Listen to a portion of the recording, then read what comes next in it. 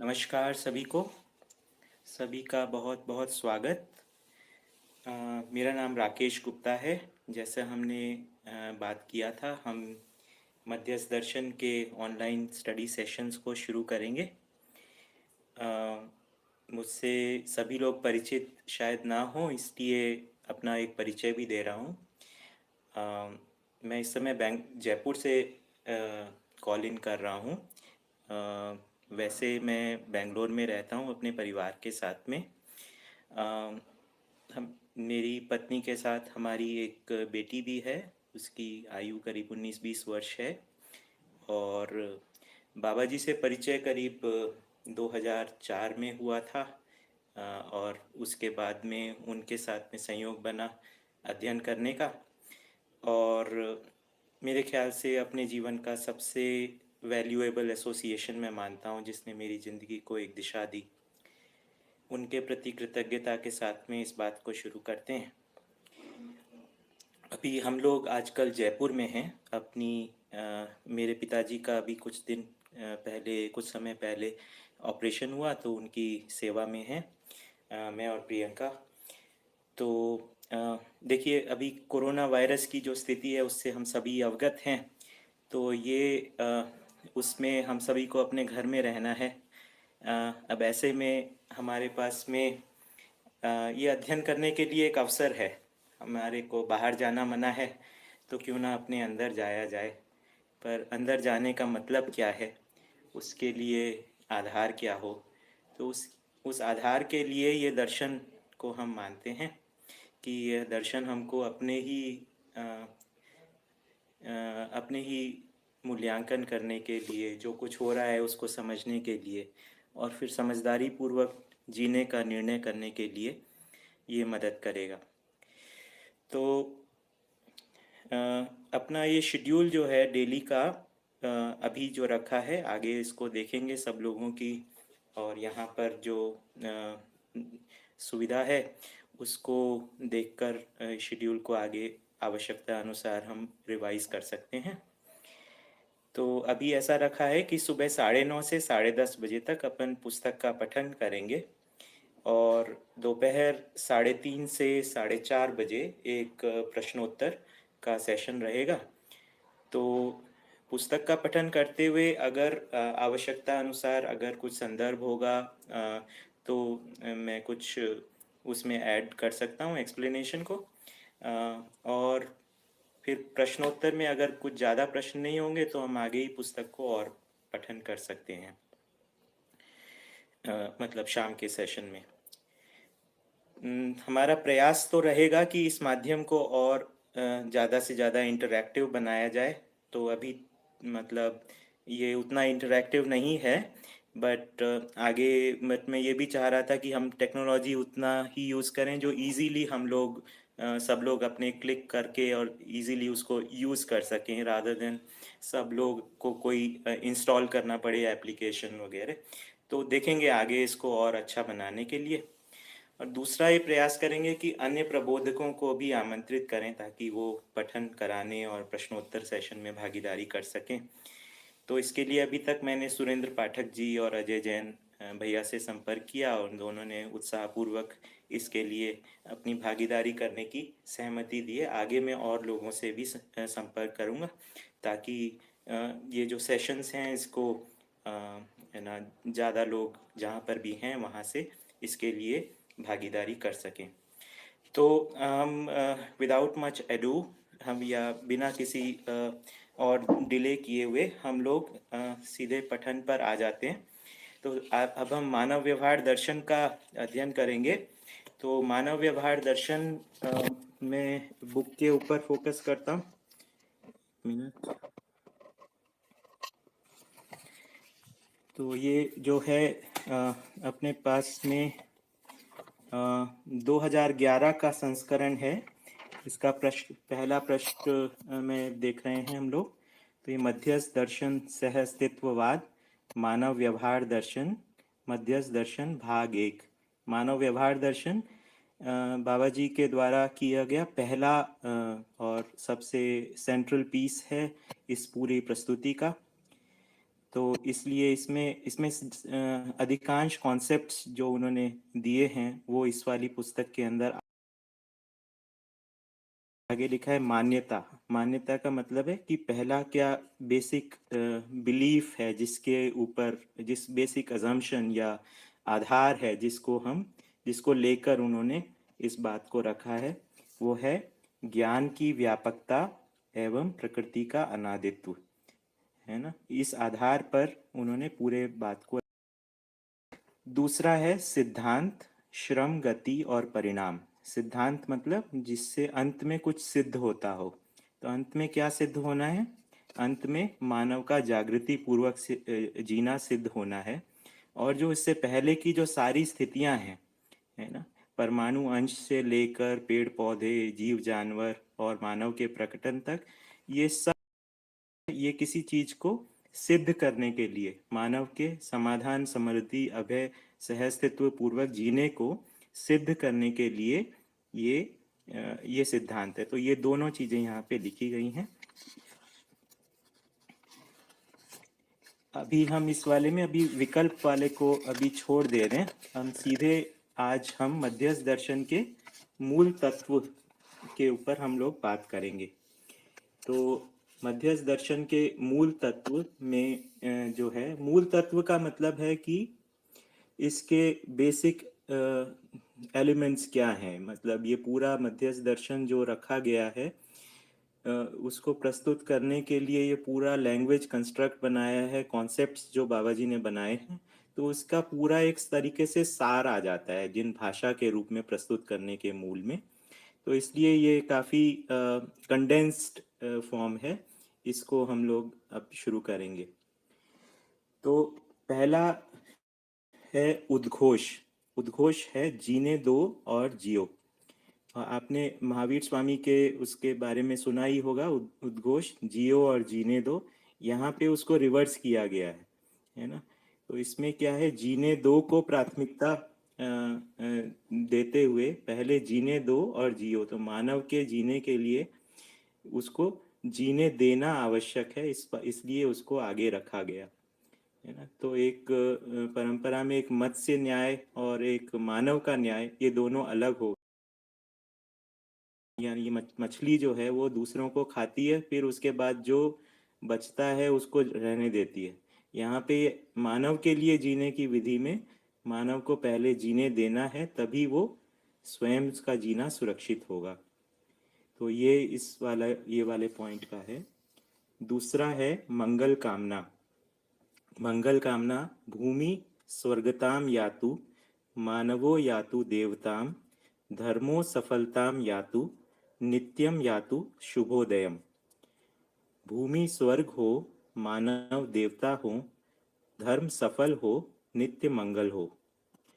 तो ये एक कामना है जिसके आधार पर बाबा जी ने इस बात को रखा।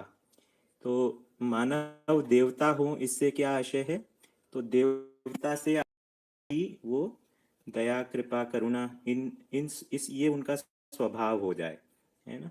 भूमि स्वर्ग हो जाए। स्वर्ग का जो कल्पना है, जो कि यहाँ पे जो स्वर्ग का स्वरूप बाबा जी ने प्रस्तुत किया, कि चारों अवस्थाओं में एक सामरस्यता का स्वरूप हो, जिससे और मानव का उसमें तो वो एक भूमि के स्वर्ग होने का स्वरूप है। धर्म का सफल होना, यानी मानव का सुख धर्म है वो सफल हो। और नित्यम यातु शुभोदयम, यानी हमेशा शुभ का ही उदय होता रहे। तीसरा पॉइंट है अनुभव ज्ञान। अनुभव ज्ञान का मतलब सार रूप में अनुभव में क्या स्पष्ट हुआ।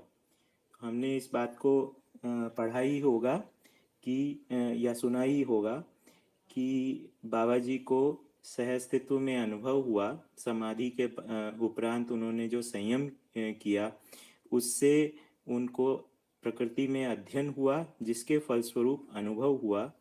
और तो अनुभव में क्या ज्ञान स्पष्ट हुआ, ये इसको सार रूप में लिखा गया है। सत्ता में संपृक्त जड़ चैतन्य इकाइयां अनंत। ठीक है, तो इसमें बेसिकली संपृक्तता अनुभव में आई है, और संपृक्तता में प्रकृति और व्यापक इन दोनों के सहअस्तित्व में अनुभव में आया है ना। तो इस प्रकार से अनंत इकाइयाँ व्यापक सत्ता में संपृक्त हैं, ये उनके अनुभव में आया है। तो अनुभव में आने में केवल व्यापक वस्तु ही नहीं है, व्यापक वस्तु में पदार्थ या प्रकृति संपृक्त है, ये अनुभव में आया है। तो सह अस्तित्व अनुभव की वस्तु है, इस बात को यहाँ कहा गया है। व्यापक, पारगामी व पारदर्शी सत्ता में संपृक्त सभी इकाइयां रूप, गुण, स्वभाव व धर्म संपन्न त्व सहित व्यवस्था में भागीदारी के रूप में है। ठीक है, तो ये किस प्रकार से है ये पदार्थ, और किस प्रकार से देखा, ये व्यवस्था के रूप में है। संपूर्ण जो अस्तित्व है वो व्यवस्था के रूप में देखा, अपने आप में भी व्यवस्था और समग्र व्यवस्था में भी भागीदारी करता हुआ। ये उसका विपरीत है जो भौतिकवादी विधि में पहचाना गया कि वस्तुएं अपने में भी संघर्ष कर रही हैं और आपस में भी संघर्ष कर रही हैं। यहाँ पे संघर्ष के स्थान पर मौलिक रूप में व्यवस्था का स्वरूप है और व्यवस्था में भागीदारी के स्वरूप में अस्तित्व है, ये प्रतिपादन है, ये अनुभव में आया है। चौथा सिद्धांत। सिद्धांत जैसा हमने अभी कुछ समय पहले बात की थी, इसमें अंत में क्या सिद्ध होता है। तो अंत में जो ये जो अस्तित्व है उसकी दिशा क्या है, या ये धरती पर जो प्रकटन हो रहा है एक के बाद एक पदार्थावस्था, प्राणावस्था आदि, तो उसकी दिशा क्या है, इस बात को यहाँ पे रखा गया है। तो ये इसमें हमने कहा था इसकी दिशा है अंत में अखंड समाज सार्वभौम व्यवस्था का स्वरूप, इसकी दिशा है, और श्रम गति परिणाम में हर क्रिया रत है ना। तो यानी कि हर क्रिया में कोई एक प्रयोजन है, कोई उसकी स्वयं में गति है और कुछ भागीदारी है और उसका कुछ गठन है। इस स्वरूप में सारी क्रिया है। तो ये सिद्धांत के रूप में बताया गया है। इसके बारे में आगे हम और डिटेल में बात करेंगे। तो कुल मूल बात इसमें श्रम गति परिणाम में यह है कि हर एक वस्तु प्रयोजन के साथ में है, हर एक वस्तु किसी आचरण के साथ में है, और हर एक वस्तु किसी गठन के साथ में है। वस्तु से आशय यहाँ पे प्रकृति की वस्तुओं से है।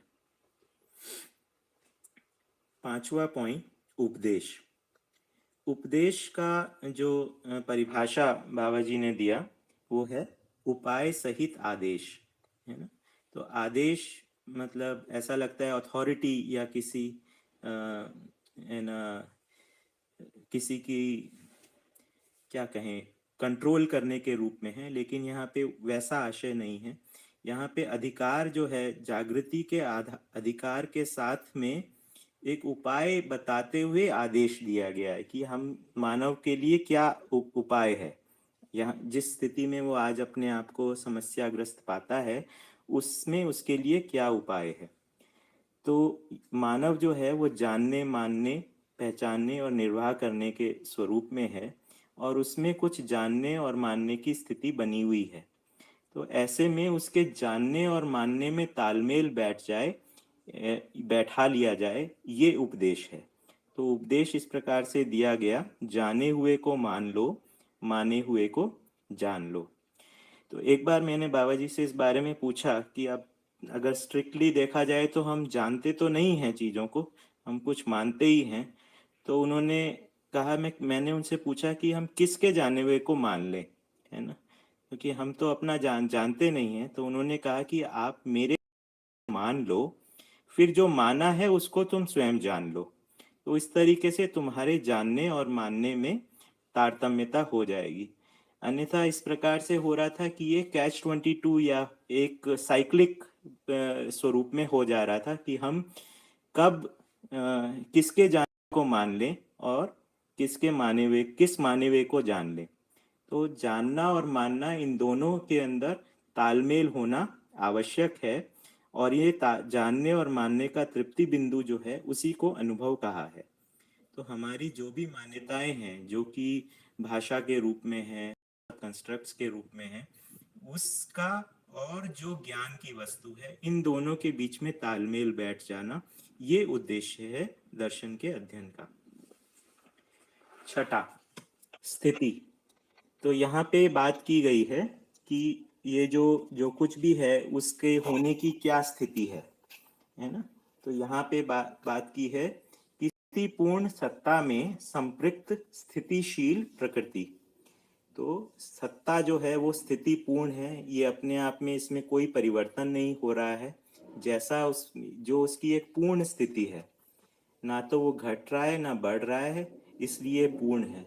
इस ये ज्ञान की ये इसमें संपृक्त जो है स्थितिशील प्रकृति है, यानी इसमें प्रकृति जो है वो अनेक स्थितियों के अंदर पाई जा रही है ना, और एक स्थिति से दूसरी स्थिति में करती हुई पाई जाती है। ठीक है। और प्रकृति में स्थितियों के क्रम में भी स्थितियों का भी क्रम है। तो अनेक प्रकृति अनेक यथा स्थितियों में है और एक स्थिति से दूसरी स्थिति में गमन कर रही है। ठीक है। फिर अगला है सह अस्तित्व नित्य वर्तमान। ये जो सह अस्तित्व के स्वरूप में अस्तित्व है, ये हमेशा वर्तता ही रहता है, ये हमेशा स्थिति और गति के रूप में वर्तता ही रहता है। ये स्थिति के रूप में अस्तित्व हमेशा बना हुआ है। जो कुछ भी इसके बारे में एक जगह पे बाबा जी ने इस प्रकार से लिखा है, जो कुछ है वही होता है, जो नहीं है वो कभी था भी नहीं। तो इस प्रकार से होने के रूप में जो स्थिति है अस्तित्व में, वो सत्ता में संपृक्त प्रकृति ही है और उसी के ही अलग अलग विन्यास हमको देखने में नजर आते हैं। सातवां, प्रमाण। प्रमाण जो है वो काफी सेंट्रल चीज है। इसका मतलब है कि किस चीज को हम सही माने, है ना, या क्या आधार क्या है। तो इसमें मानव को प्रमाण का के रूप में स्वीकारा गया है, ना कि यंत्र को या फिर किसी किताब को। तो मानव जो है, जीता हुआ जो मानव है वही प्रमाण होगा, ये इस आधार पे पूरी बात को रखा गया। तो आदर्शवाद में किताब को प्रमाण माना गया कि जो कुछ शास्त्र में लिखा है वो अंतिम बात है ना। और भौतिकवाद में इस प्रकार से लिखा कि यंत्र जो बताएगा वो फाइनली उसको हम सही मानेंगे, आदमी जो कह रहा है उसको हम सही नहीं मानेंगे। इस तरीके से आदमी को एक इकाई के रूप में माना ही नहीं गया, या आदमी का एक प्रकार से अध्ययन ही नहीं हुआ। मानव व्यवहार दर्शन में मूलतः मानव का अध्ययन ही है। इसमें जो प्रमाण को माना कि जब ये मानव को प्रमाण मानेंगे तो इसको मानव को के प्रमाण को देखने के तीन स्तर हैं। पहला अनुभव, दूसरा व्यवहार और तीसरा प्रयोग। तो अनुभव अपने आप में एक प्रमाण है, फिर उसके बाद व्यवहार एक प्रमाण है, व्यवहार मतलब मानव परस्परता में प्रमाण है, और प्रयोग यानी उत्पादन के रूप में एक भी आदमी जो है मनुष्येतर प्रकृति के साथ में जो उत्पादन व्यवसाय करता है उसमें भी प्रमाण प्रस्तुत करता है। तो इन तीन स्थानों के ऊपर प्रमाण को मानव प्रस्तुत करता है। आगे लिखा है, अनुभव ही प्रमाण परम, प्रमाण ही समझ ज्ञान, समझ ही प्रत्यक्ष, प्रत्यक्ष ही समाधान, कार्य व्यवहार, कार्य व्यवहार ही प्रमाण, प्रमाण ही जागृत परंपरा, जागृत परंपरा ही सह अस्तित्व। इसको बाबा जी कभी कभी ऐसा बोलते थे, राउंड द विकेट हो गया, मतलब जहाँ से शुरू किया वहां से हुआ, वहीं पर ही पहुंचा। तो सूत्रों का स्वरूप आप देखेंगे अधिकांश रूप से इस प्रकार से ही दिखाई देता है कि जहाँ से जिस पॉइंट से शुरू किया है वहां से वहीं पर एंड होता है। उसका एक मतलब जो ऐसा समझ सकते हैं कि अनुभव जो उसका आशय ये समझ सकते हैं कि एक आवर्तनशीलता का स्वरूप है ना। तो जिस प्रकार से जिस पॉइंट से शुरू किया है वहां पर ही वापस लाते हैं, तो उसकी परंपरा का स्वरूप हमको समझ में आता है ना। तो कोई भी चीज अगर लीनियर होती है या सरल रेखा में होती है तो उसका ऐसा है कि वो उसकी परंपरा नहीं होगी, जबकि परंपरा का जब भी स्वरूप होगा तो उसमें हमेशा एक साइक्लिकल या फिर एक आवर्तनशील उसका चक्राकार स्वरूप उसका होना होगा। तो अनुभव ही प्रमाण परम, अनुभव को परम प्रमाण माना है। प्रमाण ही समझ ज्ञान। प्रत्यक्ष मतलब जो समझ है वो ऐसा नहीं है कि आपको समझ भी हो और वो प्रत्यक्ष भी ना हो। अगर समझ है तो वो आचरण में आएगी ही। फिर जो प्रत्यक्ष है वो किस स्वरूप में होगा? वो समाधान और कार्य व्यवहार के स्वरूप में होगा। फिर उसके बाद कार्य व्यवहार को भी प्रमाण कहा है। तो हमें समाधान समझ को कोई गुम वस्तु नहीं है, कार्य व्यवहार को भी प्रमाण कहा है। और प्रमाण विधि से ही जागृत परंपरा है, यानी शरीर और जीवन के संयुक्त रूप में ही जागृति है। और जागृति की प्रमाण के रूप में ही परंपरा है। जागृत परंपरा ही सह अस्तित्व। मेरे को उसको उठाने में थोड़ा सा दिक्कत हो रही है, मैं इसको जरा सेट कर देता हूँ।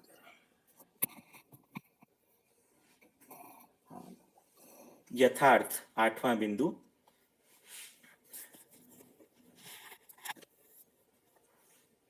यथार्थ, ब्रह्म सत्य, जगत शाश्वत। तो ये जो परंपरा में या एक परंपरा के किसी अंग में ये कहा गया था ब्रह्म सत्य जगत मिथ्या, उसके स्थान पर बाबा जी ने यहाँ प्रतिपादित किया ब्रह्म सत्य जगत शाश्वत।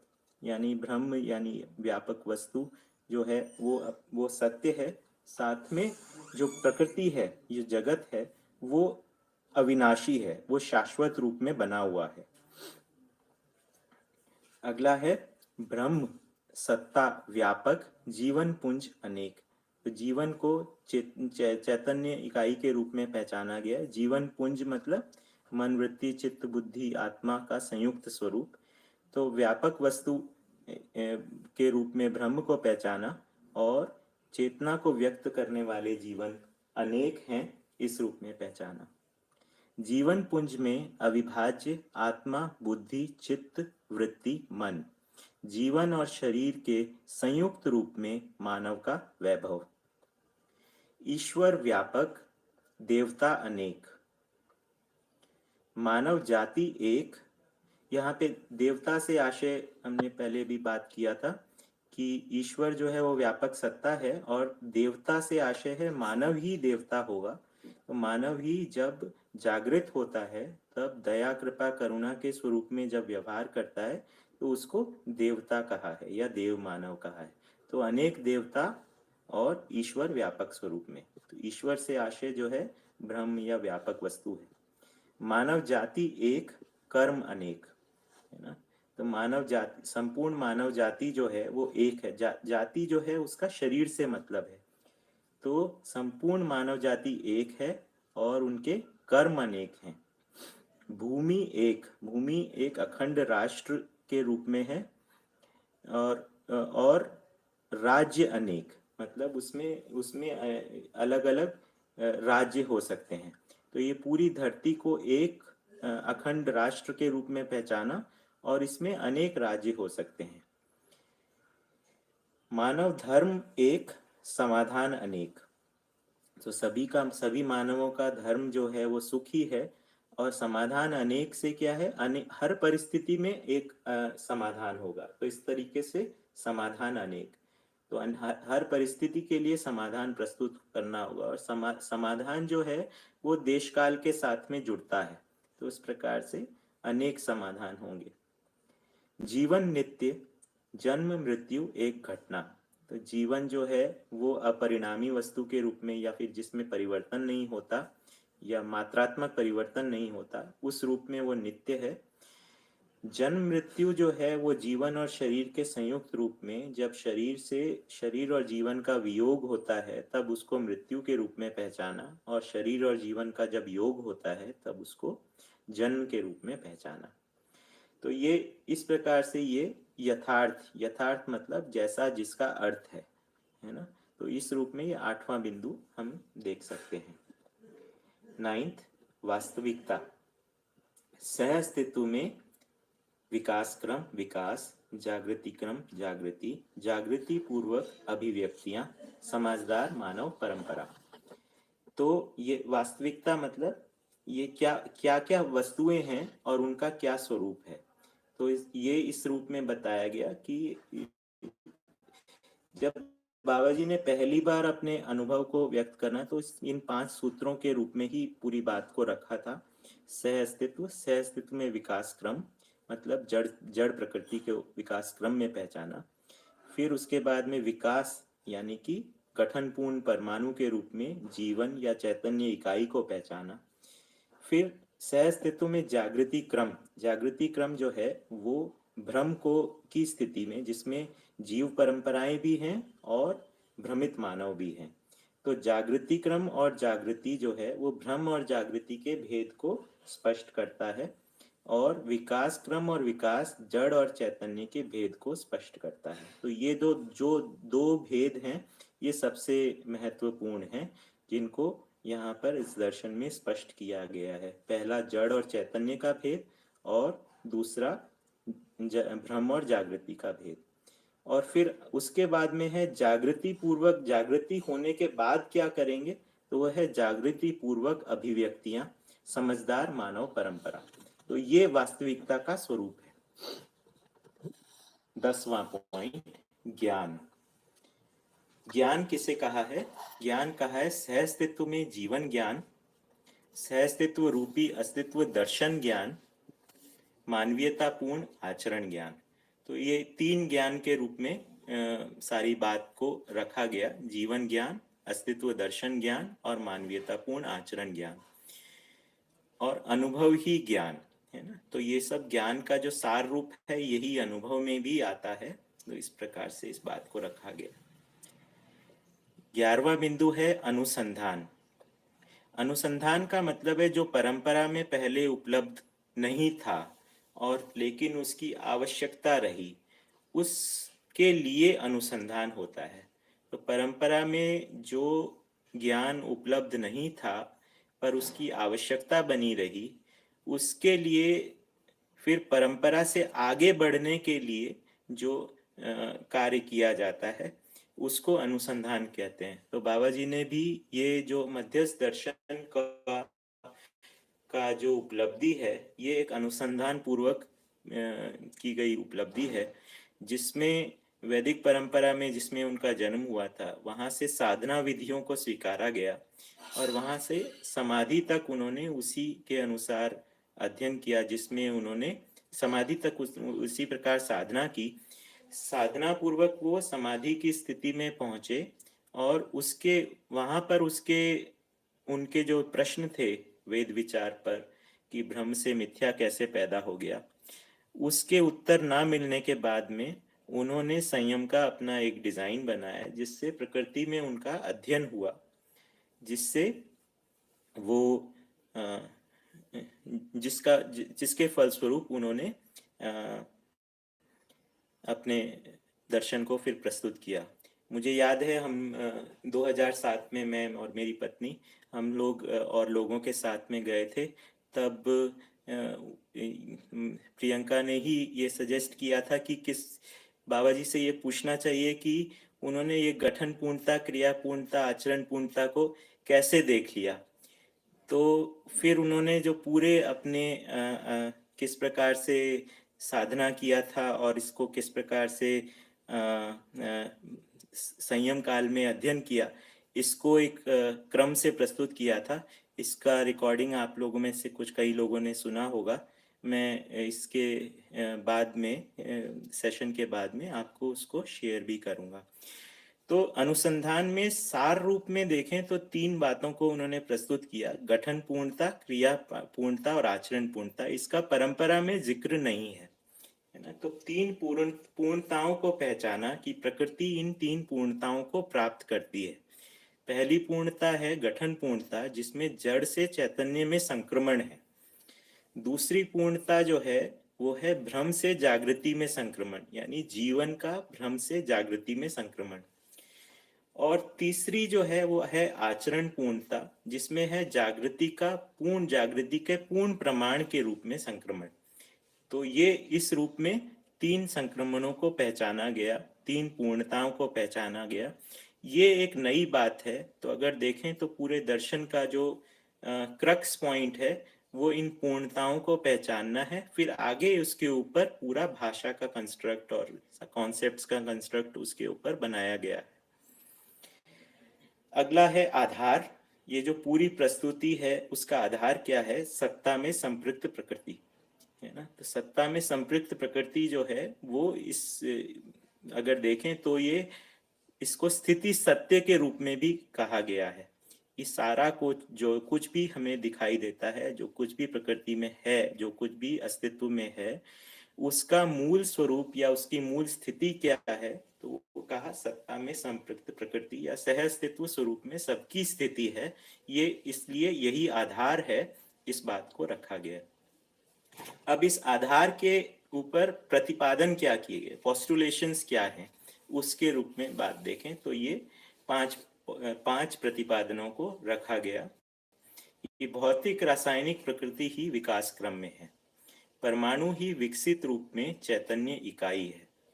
चैतन्य इकाई अर्थात जीवन ही जागृति पूर्वक मानव परंपरा में अखंड सामाजिकता सहज प्रमाण। सतर्कतापूर्ण मानवीयता, देव मानवीयता एवं सामाजिकता। सजगतापूर्ण दिव्य मानवीयता। गठन पूर्णता, क्रिया पूर्णता एवं आचरण पूर्णता।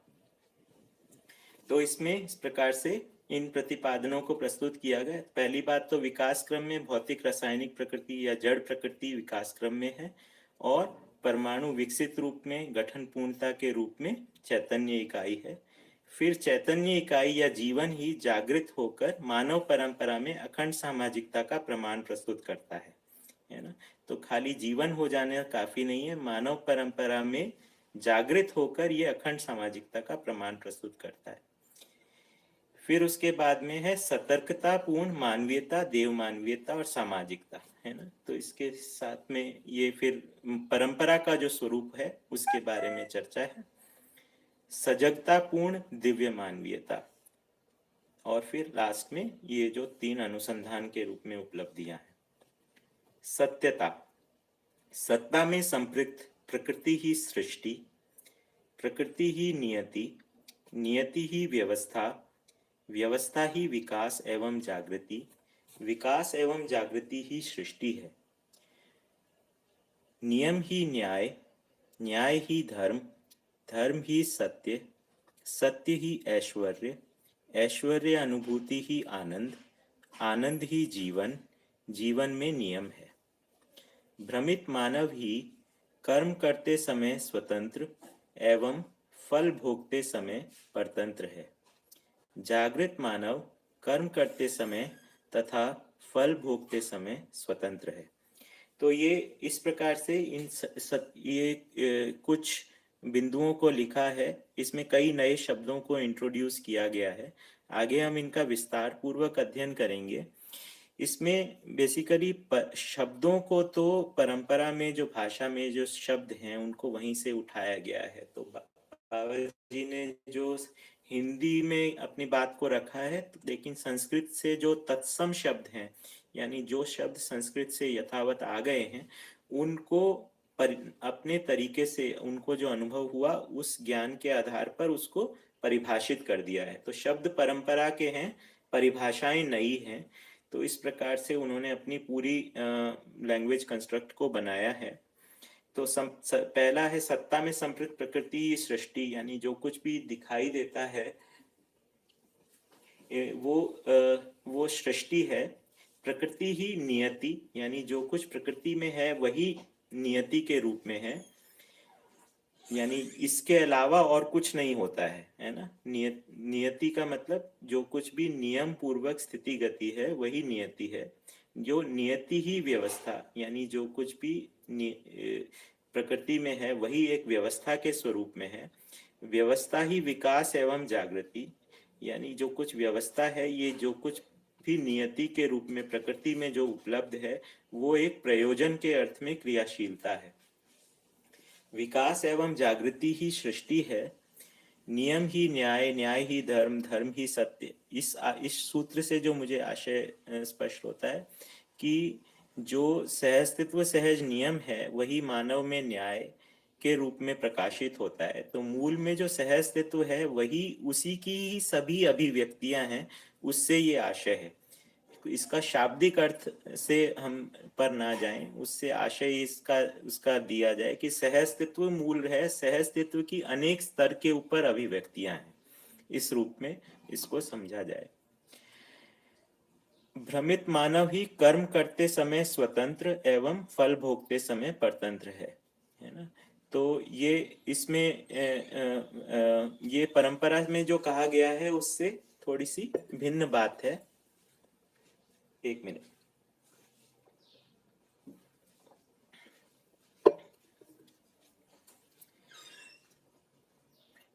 कि मतलब ये एक संभावना है कि मानव जो है कर्म करते समय और फल भोगते समय में भी स्वतंत्र हो जाए।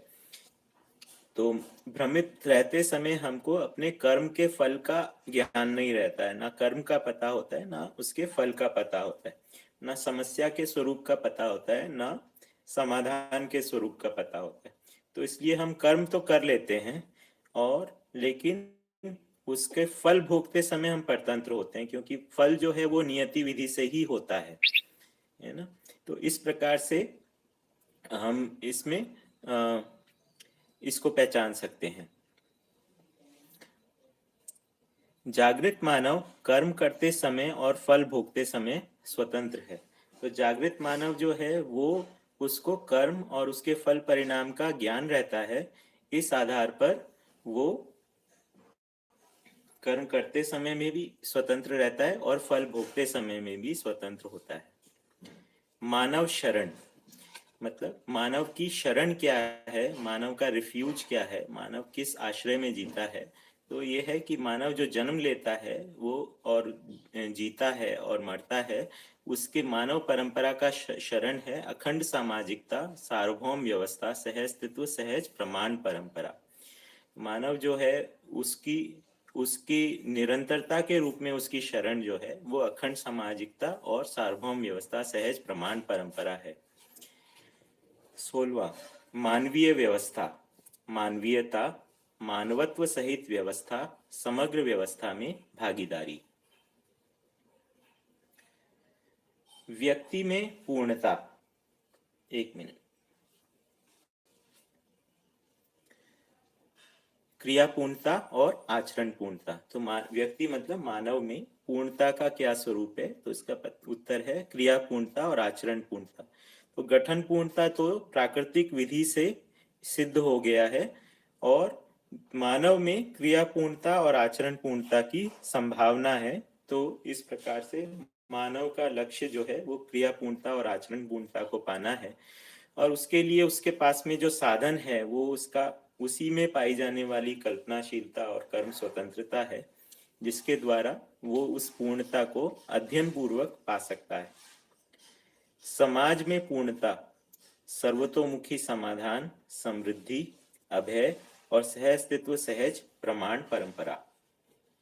राष्ट्र में पूर्णता, निपुणता, कुशलता और पांडित्य।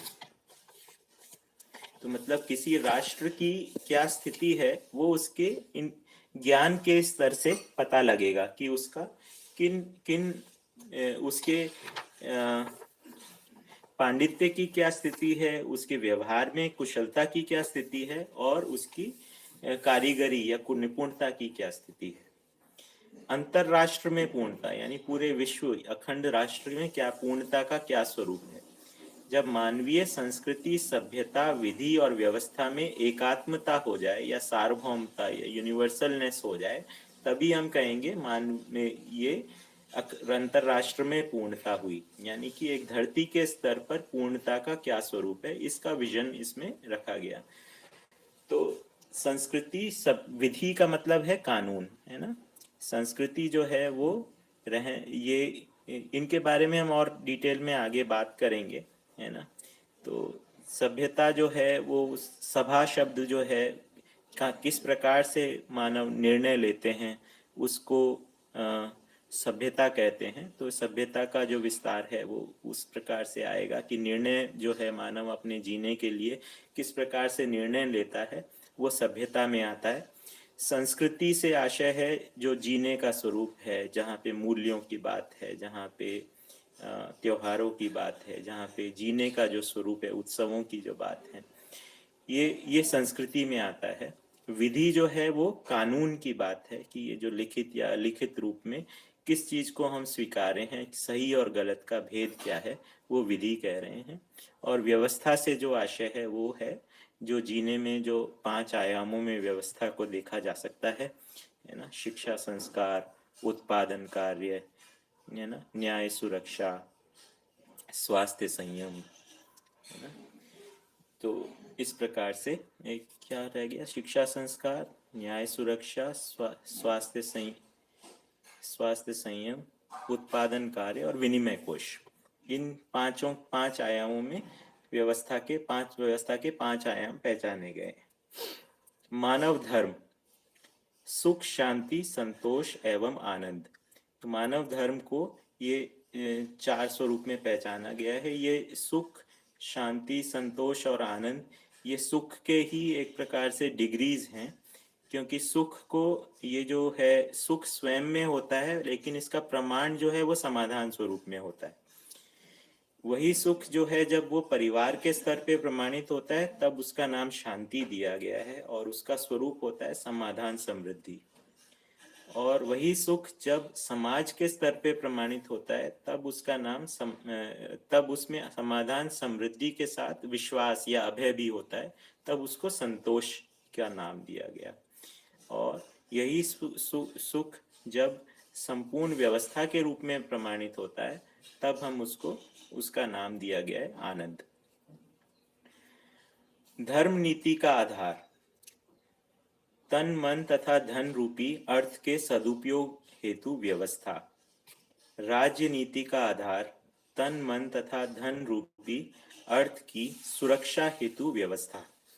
तो ये धर्म और राज्य जो हैं, ये इस प्रकार से धर्म नीति और राजनीति, ये दोनों को पहचाना गया। धर्म जो है वो समाज से संबंधित है, राज्य जो है वो व्यवस्था से संबंधित है। तो नीति या पॉलिसी जो है, किस प्रकार से इसमें समाज में किस प्रकार से निर्णय, क्या क्या किया जाएगा समाज के स्तर पर और क्या किया जाएगा राज्य के स्तर पर, तो इसको यहाँ पे परिभाषित किया गया है। तो जो कुछ भी तन, मन और धन है मानव के पास में, यही अगर देखें तो शरीर है, मानसिकता है और भौतिक रूप में कुछ उपलब्धियां हैं। तो ये तन, मन, धन के रूप में जो मानव के साथ में है, इस अर्थ के सदुपयोग हेतु व्यवस्था जो है वो समाज के स्तर पे होगी, उसको धर्म नीति कहा। और जब इसका राज्य के स्तर पे होगा तब उसको राज्य नीति, या व्यवस्था के स्तर पे होगा तब उसको राज्य नीति कहा। 24th पॉइंट, अनुगमन और चिंतन। अनुगमन से आशय अनुभव की ओर गमन। तो इसमें है कि हम किस स्थूल से सूक्ष्म, सूक्ष्म से कारण, कारण से महाकारण। तो स्थूल तो हो गया शरीर, सूक्ष्म जो है वो आशा, विचार, इच्छा को सूक्ष्म कहा गया है ना। तो हम जो है अपनी ही चेतना जो है पहले स्थूल से सूक्ष्म के ओर हुआ है, अपने ही विचार के प्रति जागृत हुए। फिर उसके बाद में सूक्ष्म से कारण, यानी कि ये अब उसके बाद साक्षात्कार बोध के रूप में हम जागृत हुए, यानी कि हमें वास्तविकताएं पहचान में आने लगी, उसको हम कहेंगे सूक्ष्म से कारण। तो अध्ययन जो है वो सूक्ष्म से कारण के रूप में जो गति है, उस गति को हम अध्ययन क्रिया कह रहे हैं। फिर कारण से महाकारण, यानी कि जब कारण क्रिया, जब हमें कारण के रूप में अस्तित्व सहज व्यवस्था का बोध हो जाता है तो फिर महाकारण, यानी कि व्यापक सत्ता में संपृक्तता का अनुभव होता है।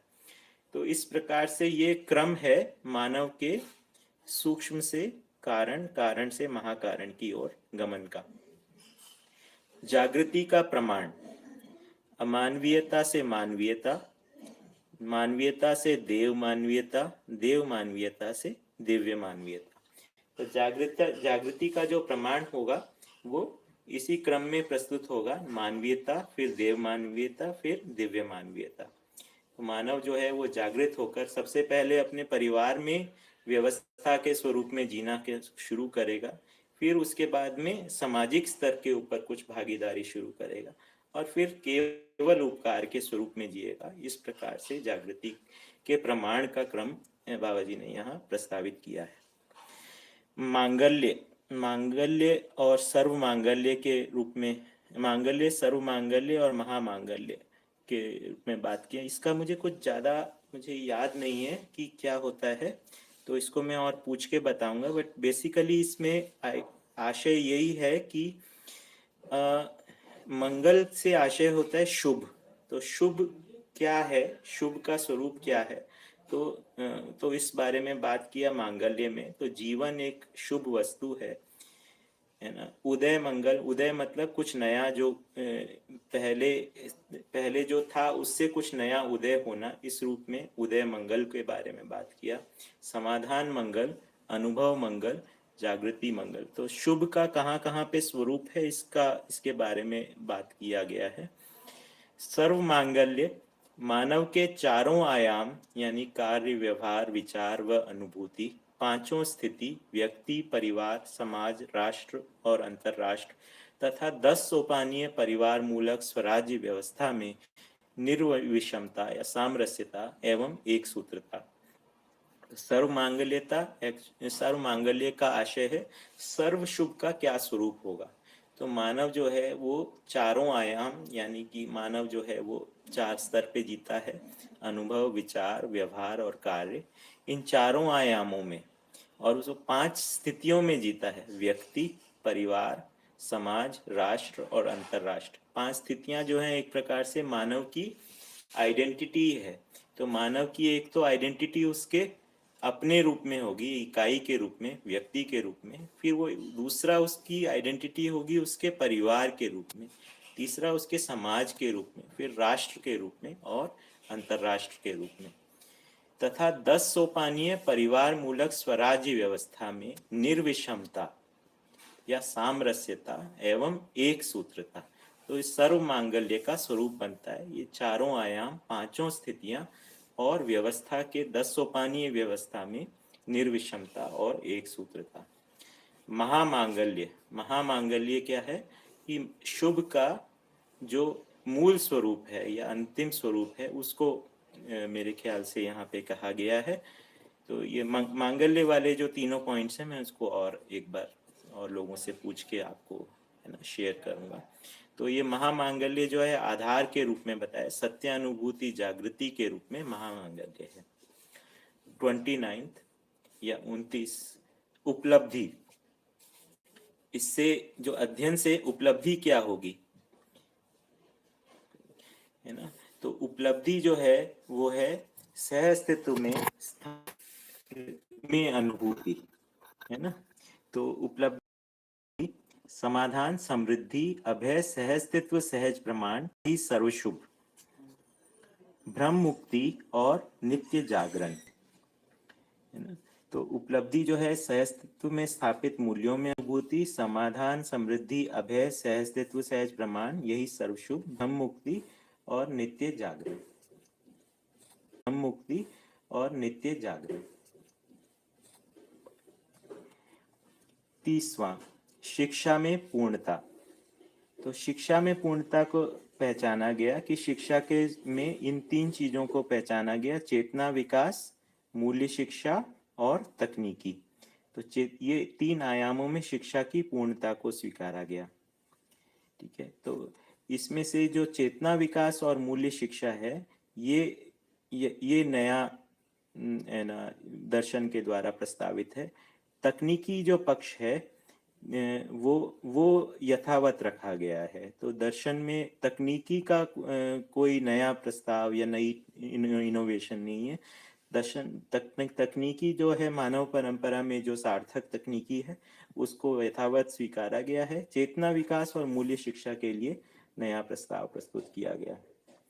परंपरा में संपूर्णता, मानव परंपरा में संपूर्णता का क्या स्वरूप है, मानवीय इसमें शिक्षा संस्कार हो जाए, मानवीय संविधान और मानवीय परिवार मूलक स्वराज्य व्यवस्था हो जाए।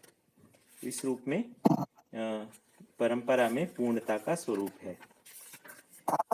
समय का थोड़ा देखें क्या है, 10-20 अपने पास में 10 और मिनट हैं, तो मेरे ख्याल से ये हम ये हमने मध्यस्थ दर्शन के मूल तत्व वाला जो ऑब्जेक्टिव था वो पूरा कर लिया है। तो इसके साथ में हम ये लेखकीय वाला सेक्शन भी आज पढ़ लेते हैं। तो ये है लेखकीय। मानव में साम्यतः पाए जाने वाले रूप, बल व बुद्धि के योगफल से निर्मित पद एवं धन तथा इन सब के योगफल से उत्पन्न शिष्टताओं एवं भौगोलिक संरचनाओं तदनुसार आवश्यकताओं के आधार पर परस्पर सामरस्यता की कामना पाई जाती है। ठीक है, तो इसमें एक बार फिर से धीरे से पढ़ेंगे, धीरे धीरे पढ़ेंगे। मानव में साम्यता मतलब सभी में पाए जाने वाले रूप, बल और बुद्धि, तो ये इन तीनों के योग फल से निर्मित पद एवं धन है ना। तो रूप, बल, बुद्धि, पद और धन ये मानव की 5 विभूतियां हैं, और इन सब के योगफल से उत्पन्न शिष्टताओं और भौगोलिक संरचनाओं, तो इससे अलग अलग जगहों पर अलग अलग शिष्टताओं का स्वरूप हुआ और भौगोलिक संरचनाओं और उसके अनुसार आवश्यकताएं बनी, और इन सब के आधार पे जो मानव के जीने का जो स्वरूप बना, इन सब में परस्पर सामरस्यता की कामना पाई जाती है। तो आज भी हम मानव में देखते ही हैं, संपूर्ण विश्व में अलग अलग प्रकार की भौगोलिक संरचनाएं हैं और अलग अलग संस्कृतियां हैं, लेकिन उनमें एक परस्पर सामरस्यता की कामना तो हम देखते ही हैं कि कामना के रूप में तो मानव सही है। शिष्टता की वैविध्यता, संपत्ति एवं स्वत्व की विस्तार प्रवृत्ति की उत्कटता के अनुसार मानव में सीमाएं द्रष्टव्य हैं।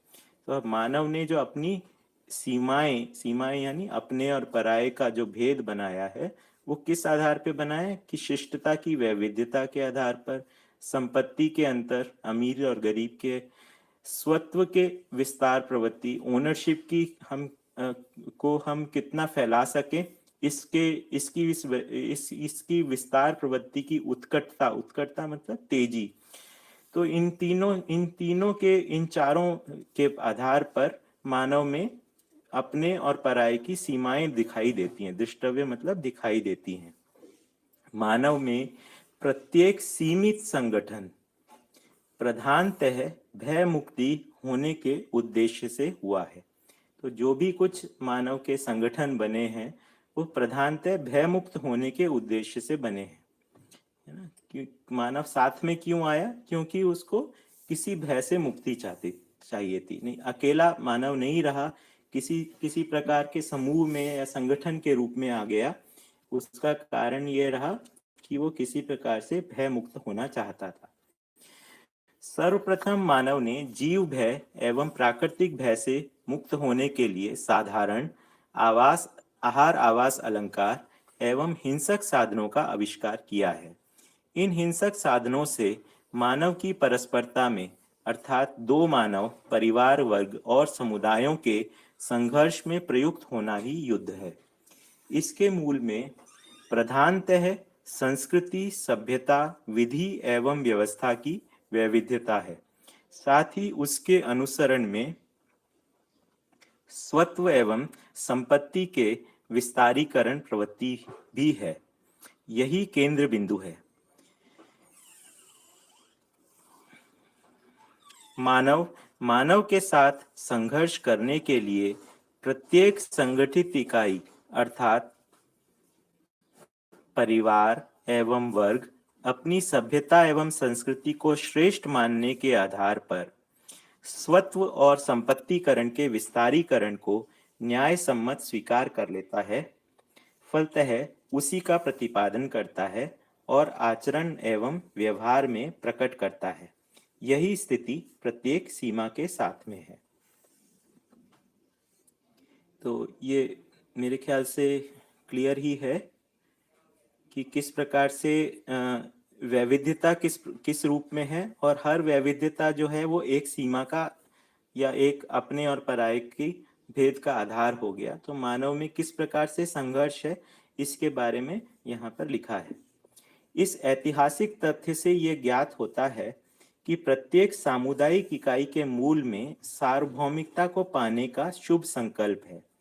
तो इस सब के होते हुए भी, इतिहास में ऐसा होते हुए भी, प्रत्येक इकाई, सामुदायिक इकाई जो है, जो कि भय को से मुक्त होने के लिए बनाई गई थी, उसके मूल में भी एक किसी यूनिवर्सैलिटी या किसी सब सार्वभौमिकता को पाने का एक शुभ संकल्प उसके अंदर फिर भी निहित है।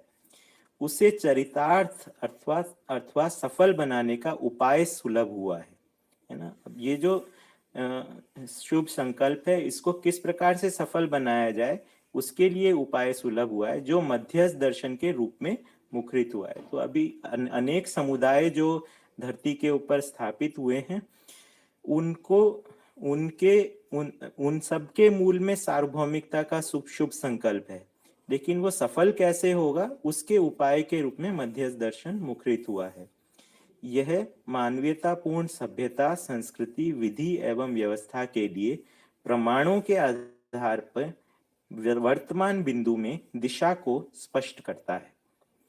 वर्ग विहीन समाज को पाने के साथ ही प्रत्येक व्यक्ति में पाई जाने वाली न्याय पिपासा, समाधान एवं समृद्धि वांछा एवं सह अस्तित्व में पूर्ण सम्मति को सफल बनाने की आप्त कामना के आधार पर मध्यस्थ दर्शन को प्रकट करने का शुभ अवसर मुझे प्राप्त हुआ है ना। तो एक वर्ग विहीन समाज को पाने के साथ प्रत्येक व्यक्ति में पाई जाने वाली न्याय की प्यास, समाधान और समृद्धि की को पाने की इच्छा, कामना और सह अस्तित्व में पूर्ण सम्मति को सफल बनाने की आप्त कामना के आधार पर मध्यस्थ दर्शन को प्रकट करने का शुभ अवसर मुझे प्राप्त हुआ है। सह अस्तित्व सूत्र व्याख्या ही स्वयं में सामरस्यता है। सामरस्यता की स्थिति रूप, गुण, स्वभाव एवं धर्म की साम्यता समाधान पर आधारित है, जो द्रष्टव्य अर्थात समझ में आता है। जैसे पदार्थावस्था की प्रकृति में रूप सामरस्यता, वनस्पति अर्थात प्राणावस्था की प्रकृति में गुण सामरस्यता, जीवावस्था की प्रकृति में परस्पर जीने की आशा व स्वभाव सामरस्यता का प्रकटन स्पष्ट है। धर्म सामरस्यता ही मानव में अखंडता है। इसके अतिरिक्त अन्य अवस्थाओं में पाए जाने वाले धर्म, स्वभाव, गुण एवं रूप की सीमा में सामरस्यता की पूर्णता को पाना संभव नहीं है। यदि संभव होता तो मानव के पीछे की अवस्थाओं में सह अस्तित्व की तृप्ति को जानना मानना था, किंतु इसका न होना देखा जा रहा है। फलतः अग्रिम विकास में संक्रमण एवं पद में आरूढ़ता द्रष्टव्य है। मानव में ही धर्म सामरस्यता को पाने की संभावना स्पष्ट हुई है। इसको पा लेना ही मानव का परम उद्देश्य है। उसको सर्वसुलभ कर देना ही मध्यस्थ दर्शन का अभीष्ट है। धर्म सामरस्यता का तात्पर्य सर्वतोमुखी समाधान संपन्न होने से है। तो इसमें सहअस्तित्व सूत्र व्याख्या जो है स्वयं में सामरस्यता है, और सामरस्यता का जो है प्रकाशन जो है पदार्थावस्था से ही शुरू हो गया है। पदार्थावस्था में रूप सामरस्यता और प्राणावस्था में गुण सामरस्यता, जीवावस्था में स्वभाव सामरस्यता और मानव में धर्म सामरस्यता की संभावना है। तो मध्यस्थ दर्शन जो है उस धर्म सामरस्यता को सफल बनाने के अर्थ में है। मानव जीवन सफल हो, अन्य में संतुलन प्रमाणित हो। ए Nagaraj, I guess this is about it. हम लोग आज दोपहर को फिर से मिलेंगे। इस बीच में अगर आप प्रश्न आए होंगे तो उसे वो टेलीग्राम पर आप भेज सकते हैं, या फिर इस वाले यूट्यूब के कमेंट सेक्शन में भी भेज सकते हैं। फिर उनमें से प्रश्नों को हम आफ्टरनून सेशन में ले लेंगे, और अगर मान लो उतने प्रश्न नहीं हुए तो हम आगे इसका पठन को आगे चालू रखेंगे। तो तो बहुत बहुत धन्यवाद। अ, देखिए, मैं स्वयं अध्ययन के क्रम में हूँ, तो मेरी प्रस्तुति में कमी हो सकती है, तो उसमें आगे सुधार के लिए आप लोगों के इनपुट्स और जो मुझसे आगे हैं उनके मार्गदर्शन की मुझे आवश्यकता रहेगी। मुझे लगता है कि हम सभी अगले 15-20 दिन जो हमारे साथ में हैं, अगर हम इस समय का सदुपयोग अध्ययन के लिए करें, तो हम सभी में ये दर्शन जो है, इसके अध्ययन में कुछ और गति हम लोगों की बन पाएगी।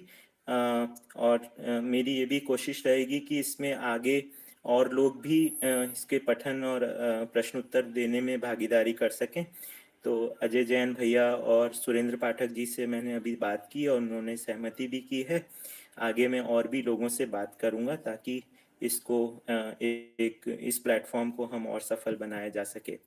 आप सबका बहुत बहुत धन्यवाद। शाम को मिलेंगे। नमस्कार।